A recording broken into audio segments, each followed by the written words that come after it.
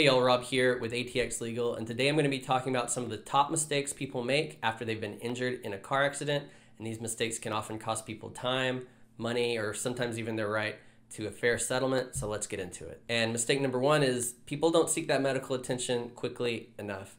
So oftentimes after an accident, people want to tough it out. We kind of have a culture in America to not go see the doctor, and there's good reason to. It's sometimes very expensive. But because of that mentality, sometimes we don't go to the doctor when we need to.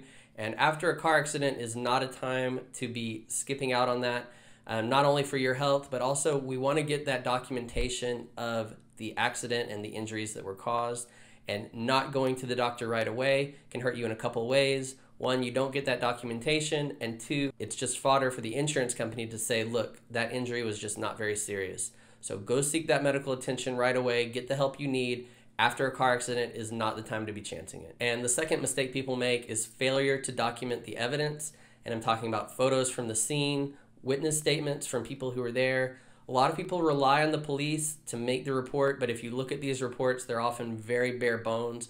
They don't always go into who was at fault. Sometimes they don't make a conclusion there, but even if they do, a lot of the facts are going to be missing. So if you can have photos of the property damage, both vehicles, the roadway, anything else that was there, a part of the scene, that's going to be helpful for your case.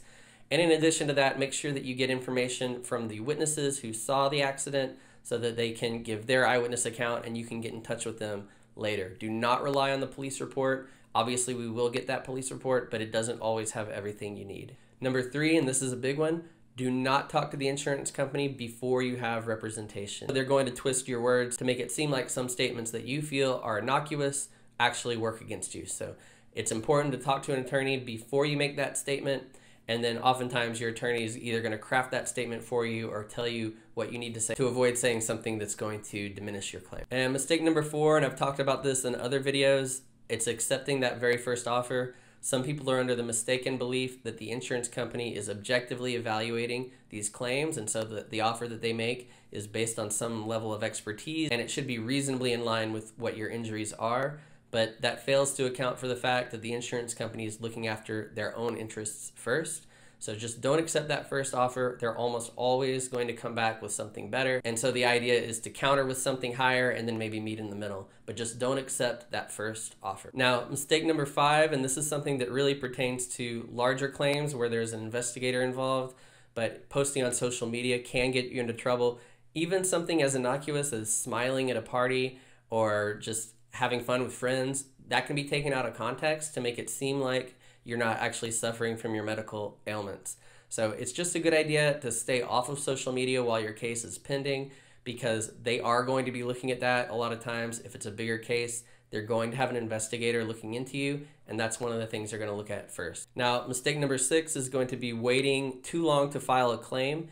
And people do this for a lot of reasons. Maybe they're going back and forth with the insurance company, waiting for the insurance company to be reasonable, come back with a reasonable offer. Maybe they haven't hired an attorney yet, and they're trying to avoid hiring an attorney for the claim.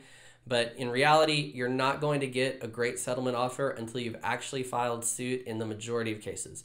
So filing that suit early is going to be to your benefit. You don't want to butt up against that statute of limitations where you're rushing to file something. You want to get that suit filed early, and that's not only going to avoid any kind of statute of limitations problems, it's going to most likely get you in front of a different adjuster who's going to be willing to be more reasonable and make you a better offer and just expedite the case. So don't wait so long to file that suit.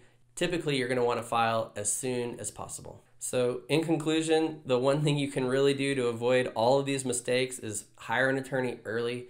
I know that I'm here as an attorney, so of course I would say that, but it really is true because there's a lot of pitfalls, a lot of traps you can fall into that the insurance company sets for people who don't have that proper representation. So call an attorney, talk about your case. Even if you don't hire someone, most attorneys give free consultations, ourselves included. So if you do have any questions about your case in specific, of course, none of this was legal advice, but we can give you legal advice with a free consultation at atx.legal.